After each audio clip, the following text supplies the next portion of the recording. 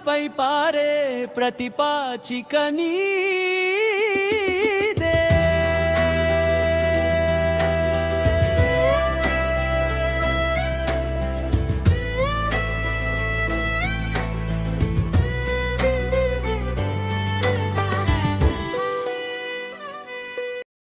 అందరికీ నమస్కారం అండి.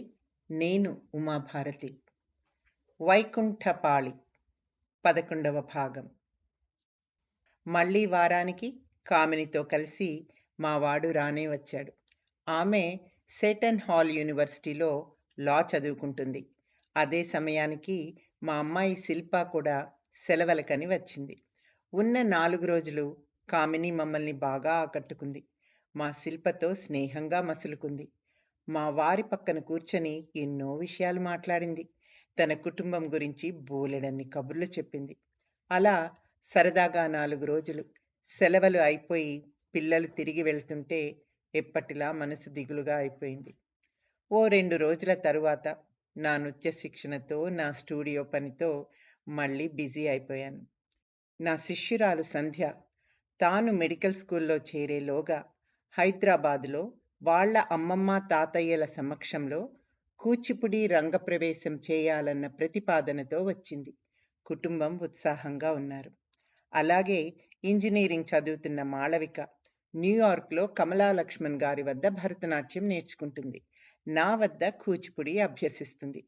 2 నృత్య రీతులను ఒకే వేదికపై గురువుల ఆధ్వర్యంలో జరిపించాలని ఆశిస్తుంది ఆ కుటుంబం.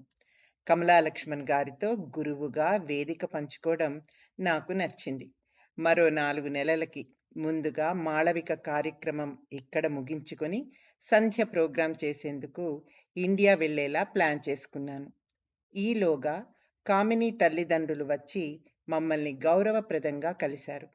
మా అబ్బాయి సత్యతో వారి కుమార్తె పెళ్లి విషయమై మాట్లాడారు.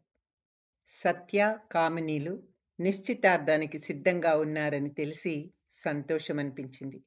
అందరం కొత్త ఉత్సాహంతో నిశ్చితార్థం విషయంగా ఒక అంచనాకి వచ్చాము. 4 వారాల్లో ఆ వేడుకకి సమయం కేటాయించాము. ఇండియాకి వెళ్ళి తిరిగి వస్తున్న మా చెల్లెలితో కాబోయే కోడలు కామినికి నగలు, పట్టుచీరలు తెప్పించాను. ఈలోగానే మా ఇరువురి కుటుంబాలు కొన్ని మార్లు కలుసుకున్నాము. కామిని నా వద్ద వంటకాలు నేర్చుకోవడం ముచ్చటేసింది. ఆమె తల్లిదండ్రుల ఆత్మీయత, అభిమానాలు మమ్మల్ని సంతోషాల్లో ముంచేశాయి. అనుకున్న విధంగా అనుకున్న సమయానికి నిశ్చితార్థం జరిగింది. పెళ్లికి మరో ఏడాది సమయం ఉంటుందని నిర్ణయించారు పిల్లలు. అప్పటికి వారి చదువులు ముగిసి ఉద్యోగాల్లో స్థిరపడాలన్నది వారి ఆలోచన కాబోలని పెద్దవాళ్లం ఏకీభవించాము. కామిని తరచుగా మా వద్దకు వస్తూ పోతూ ఉంది.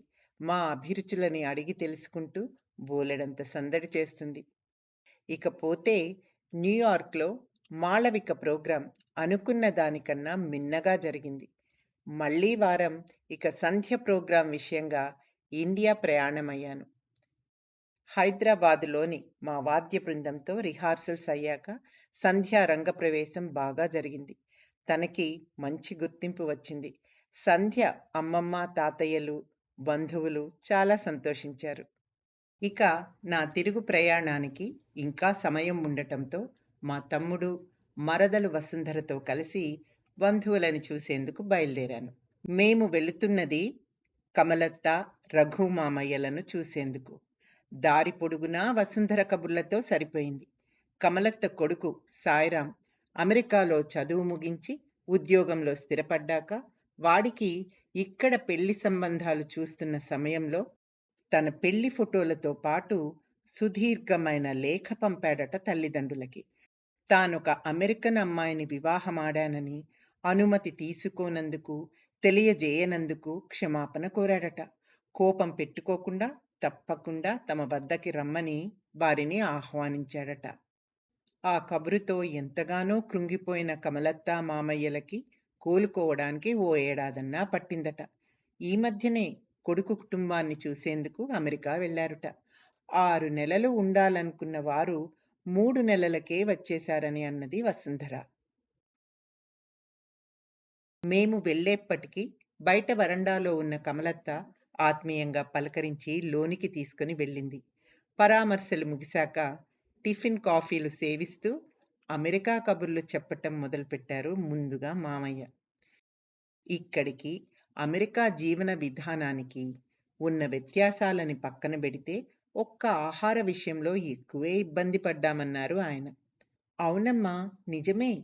తిండి సహించక మా కోసం కాస్త వంట చేయబోతే చారుపొడి, ఎల్లిపాయ, ఉల్లిపాయ వాసనలు మా కోడలికి పడకపోవడంతో ఆ ప్రయత్నం మానేశాను.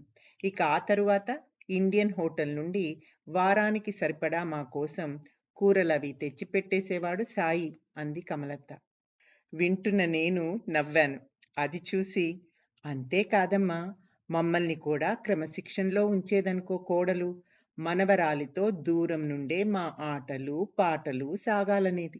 సాయి వర్క్ నుండి వచ్చాకే మేము పాపని ఎత్తుకుని ఆడించేవాళ్ళం. ఇక మీ మామయ్య, ఆయన చదివే పుస్తకాలు, ఆయన చెప్పులు, స్వెటరు అన్నీ కూడా మా గదిలోనే ఉంచుకోవాలని ఎప్పటికప్పుడు ఆయనకి గుర్తు చేసేది అని తాను నవ్వేసింది కమలత్త. ఇక ప్రతి శనివారం వారిని షాపింగ్కి, గుడికి తీసుకుని వెళ్ళేవాడట సాయి. కొడుకుతో గడిపిన ఆ సమయం ఎంతో విలువైనదిగా అనిపించేదని, సరదాగా కబుర్లు చెబుతూ కొడుకు హాయిగా నవ్వటం ఆనందంగా ఉండేదన్నారు మామయ్య. 2 వారాల పాటు సెలవు తీసుకుని మరీ కొన్ని చూడవలసిన ప్రదేశాలకి తీసుకెళ్ళాడు మా సాయి అని చెబుతూ మురిసిపోయింది కమలత్త. కాకపోతే వాళ్ళ పెంపుడు కుక్కపిల్ల, పిల్లి పిల్ల వల్ల ముందే ఉబ్బసంతో బాధపడే తాను చాలా ఇబ్బంది పడ్డానని అన్నదామె. ఇవన్నీ అలా ఉంచితే అసలు సాయి ఏమన్నా కాస్త ఒళ్ళు చేశాడా పిన్ని? తానేమంటాడు అని మా వసుంధర అడిగిన దానికి సాయి చాలా కష్టపడుతున్నాడనిపించిందమ్మా. ఇక కోడలు పిల్ల నడుం నొప్పి వల్లనట ఏ పని చేయలేకపోయేది. సాయిరాం వర్క్ నుండి వచ్చాక ఒక్కొప్పుడు వంటింటి పనిలో మునిగిపోతాడు అంటూ కన్నీళ్ల పర్యంతమైంది కమలత్త. తమ కొడుకు ఇంట వారాశించిన ఆప్యాయత గాని, ఆదరణ గాని వారికి దక్కలేదని అర్థమైంది. విదేశీ చదువులు, పిల్లల వర్ణాంతర ప్రేమ వివాహాలు కొందరు తల్లిదండ్రులకి కష్టంగా ఉంటాయి మరి. తమ ఒక్కగానొక్క బిడ్డకి భౌతికంగానే కాక మానసికంగా కూడా దూరమైన భావనతో కమలత్త, మామయ్య చాలా కృంగిపోయారనిపించింది. కమలత్త భుజంపై చేయి వేసి, అందరూ బాగానే ఉంటారులే కమలత్త, మీరు సంతోషంగా ఉండండి అని చెప్పి వారి వద్ద సెలవు తీసుకుని ఇంటిదారి పట్టాము. మరునాడు పొద్దుట కాఫీ సేవిస్తున్న నాన్న వద్ద చేరాను. కమలత్త, మామయ్యల అమెరికా కబుర్లు ఆయనకి వినిపించాను. మౌనంగా విన్నారు నాన్న. సాయిరాంని ఓ యువరాజులా పెంచారు కమలా వాళ్ళు. ఎందరో పిల్లలకి సాయిరాం ఒక స్ఫూర్తి. ఆ దేశంలో వాడి జీవన విధానం, అక్కడి పరిస్థితుల్ని బట్టి వాడి నడవడి ఉంటుంది. ఎవరినీ తప్పు పట్టలేం. జీవితం ఎలా నడిపిస్తే అలా నడవాల్సిందే అన్నారు నాన్న తన ధోరణిలో. నా తిరుగు ప్రయాణం దగ్గర పడిన కొద్దీ దిగులుగా అనిపించింది. నాన్నని వదిలి వెళ్ళాలనిపించలేదు. అమ్మలేని వెలితి ఆయనలో బాగా తెలుస్తుంది. ఆయన ఆలన పాలన అమ్మ చూసుకున్నట్టు ఎవరు చూస్తారు అనిపించింది. అక్కడున్న మిగతా రోజులు దిగులుగా గడిపాను. ఆందోళన చెందుతూనే చేసేది లేక తిరుగు ప్రయాణమయ్యాను. ఇక ఇల్లు చేరిన మరునాడు పొద్దుటే ఫిల్టర్ కాఫీ చేసి కప్పులోకి వంపుతూ, మళ్ళీ 2 వారాల్లో నీవు డల్లస్ వెళ్ళాలి. ఫ్లైట్ రిజర్వేషన్స్ కూడా చేసేశాను అన్నారు మురళి. అలసటైనా తీరకముందే మరో ప్రయాణం అంటే అస్సలు నచ్చలేదు నాకు. ఏదో అనబోయేలోగా చేతికో కవర్ అందించారు ఆయన. దేశ నలుమూలల నుండి వివిధ రంగాల్లో విశేష కృషి చేస్తున్న తెలుగువారిని Telugu association of North America వారు luminaries of Indian origin in USA కార్యక్రమంలో సత్కరించనున్నారని, అవార్డు గ్రహీతల్లో నా పేరును పొందుపరిచిన గౌరవ ఆహ్వాన పత్రిక అది. చాలా సంతోషం అనిపించింది. కాఫీ సేవిస్తూ మా వారికి కృతజ్ఞతలు తెలిపి మరో కప్పు కాఫీ వంపమన్నాను. నాతో పాటు మురళి కూడా ఈవెంట్కి వస్తున్నారని తెలిసి రెండింతల ఆనందం కలిగింది. డాలస్లో ఈవెంట్కి అద్భుతమైన ఏర్పాట్లు చేశారు తానావారు. కాన్ఫరెన్స్ హాల్ అతిథులతో నిండిపోయింది. ఓ గొప్ప అనుభూతి కలిగేలా నిర్వహిస్తున్నారు సభా కార్యక్రమాన్ని. అవార్డు అందుకునేందుకు వేదికపైకి వెళ్ళాను. వ్యాఖ్యాతగా వ్యవహరిస్తున్న కాత్యాయని మైక్ అందుకుంది. విద్యార్థి దశలోనే సాకారమైన విదేశీ పర్యటనలు, సాంస్కృతిక రాయబారిగా గుర్తింపు, 14 ఏళ్లప్పుడు అఖిల భారత కూచిపూడి నృత్య పోటీలో మొదటి స్థానంలో గెలుపు. అక్కడి నుండి మొదలైన కళా జీవితం ఉమాభారతి గారిది. 16 ఏళ్లప్పుడు పద్మశ్రీ బాలమురళీకృష్ణ గారి చేతుల మీదుగా స్వర్ణ కంకణంతో పాటు నాట్యభారతి బిరుదుని పొందిన అప్పటి యువనర్తకి ఆమె. ఇప్పుడు 4 దశాబ్దాలుగా అమెరికాలో కళాసేవ కొనసాగిస్తున్న ఉమాభారతి అంటూ నా సభా పరిచయం అయ్యాక అక్కినేని నాగేశ్వరరావు గారి చేతుల మీదుగా అవార్డుని అందుకున్నాను. అందుకున్న ప్రతి అవార్డు ఒక అద్భుతమైన భావన కలిగిస్తుంది. పూర్వజన్మ సుకృతమే అనిపిస్తుంది. సభ ముగిశాక మా అక్కయ్య వాళ్ళింట ఓ రోజు గడిపి హ్యూస్టన్కి తిరిగి ప్రయాణమయ్యాను. ఆ మరునాడు పొద్దుటే వైదేహి బేపోర్ట్ నుండి ఫోన్ చేసి కన్నీరు మున్నీరుగా ఏడవసాగింది. తన తండ్రి బాగా జబ్బుపడ్డాడని, నన్ను ఓ మారు వాళ్ళింటికి రమ్మని కోరింది. తప్పక వస్తానని మాటిచ్చాను. వైదేహి వాళ్ళింటికి వెళ్ళేటప్పటికి మియా కూడా వచ్చింది.